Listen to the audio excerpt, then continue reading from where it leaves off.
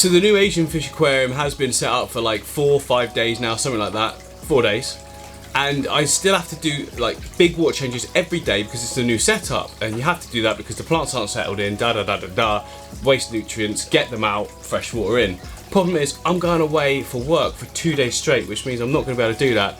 Now, hopefully I don't come back to a nutrient bomb and just algae everywhere. Let's just skip forward 2 days right now. So yeah, it's been 2 days. It's not gone perfectly. Let me explain. A few issues we've got, right? All of this here, all the glossostigma and all of the dwarf hair grafts. Well, not all of the dwarf hair grafts, but most of it has just melted or in the process of melting. There's a ton of cyanobacteria as well on the mosses and on some of the non-growing plants, the slow-growing plants anyway, like the dwarf hair grass. So that isn't good. Basically, I think this has just happened because of the heat in transport. These are delicate plants in their tissue culture state, and we've had this crazy heat wave. You know, stuff didn't arrive when it should have done, and sometimes this just happens. But let's look at the positives. The stem plants doing absolutely fantastic. Every single one of them, all the way across the back, doing great. The crypts, we're getting some serious melt going on. I'm just going to trim all those back. That'll be absolutely fine. I don't usually get that with my crypts. They all normally convert completely fine. If you look at this tank over here, you can see those crypts there right in the background. So they converted brilliantly. I didn't even do anything to those, but you know, sometimes these things happen. We've got some melt going on certain plants. We're just going to suck those straight out, get rid of them, maybe order some new ones in, maybe not, just see how it goes, but let it settle first, I think. And in terms of getting rid of the cyanobacteria, I'm just going to have to just treat the whole tank.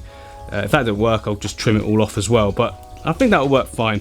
Big water change as well, that's first, and then we can do all the rest of the stuff, treating the water that's then in there and that sort of thing. But this all needs to come up.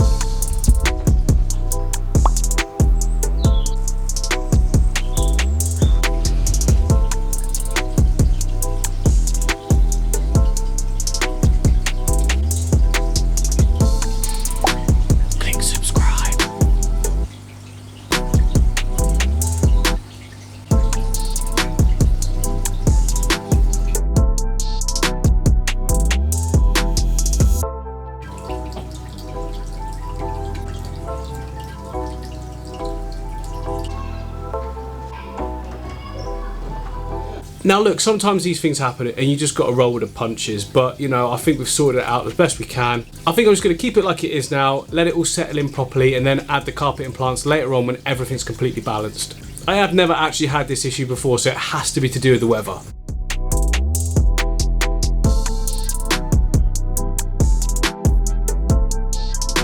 But then one really good thing that has happened out of all this is that the pearlweed is doing fantastic. Now that's great because I really love that plant, and you can keep it trimmed nice and short and compact, or you can let it grow tall. And I really like that. You've got that versatility, you can let it bank more, shape it.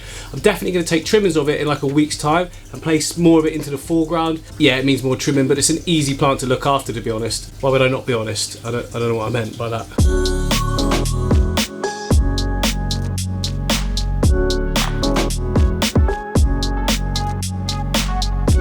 Right, also guys, we have an additional problem. It's kind of funny, kind of not, but the Ikabana betta cube is a massive mess.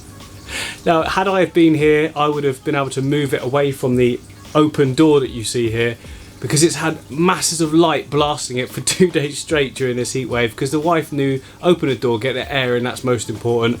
But as a result, well, I'll show you.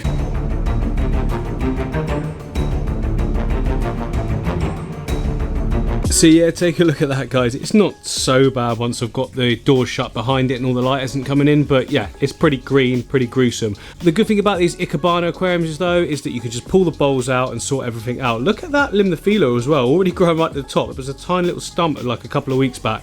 Plants are actually doing very well. They've just got loads of algae on them now, so I'm gonna take everything out and then set it all back up.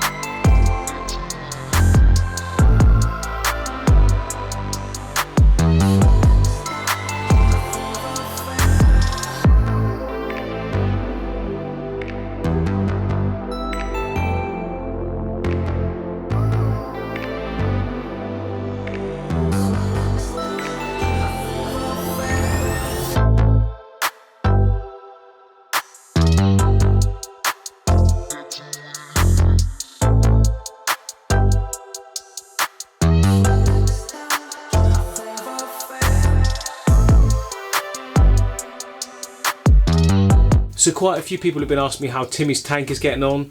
Now the build video for that is at like 250,000 views in just a few weeks, so that's phenomenal. But obviously it's brought on a new audience, and they keep asking about it, which is cool because it's doing really well. There's only one minor thing wrong with it. Let me show you. So from what you can see there, look, I deliberately left it before I showed you. Hello mate, here he comes. Here's a hot boy. You alright? He's doing well. Doing really, really well. He's actually getting bigger. He's putting on some good size now. He's nearly as big as that part of my finger.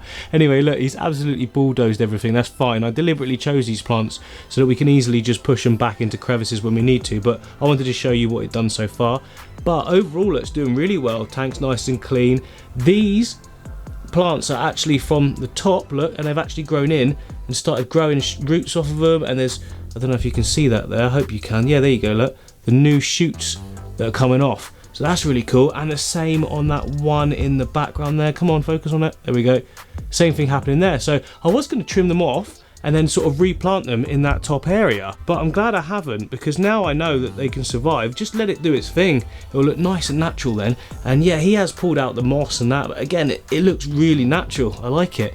So the one problem, well, these plants growing absolutely brilliant, spreading by the day. These plants I added, again, I don't know the names of these ones, guys, but I'm not very good with the terrestrial stuff, but all spreading, growing upright, doing well.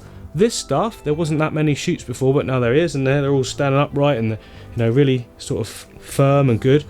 This stuff, right, on the surface from here, it looks perfect, doesn't it? There's nothing wrong with it, but as you come round, I didn't even notice myself till I just checked. This stuff here, look, is going a little bit sort of rotty and dead, so I might remove those soon and try and find some more sort of stems like this to go in that back area, because we don't want that affecting the water chemistry. I just did a water test. All the water chemistry is currently fine, so that's good. I've got a little heater here just on standby. It hasn't actually had to tick in yet because we're in a heat wave, as I've said to you guys on a previous video, but overall, look, I think that's doing really good. How nice does that look as well? Again, it's only a small tank, but he's only a small turtle, so he doesn't need much more room than that, and he's still got his friend. Doesn't try to eat him or anything. I can't remember what we called him. Gary the guppy? I don't know. Anyway, he's loving it as well.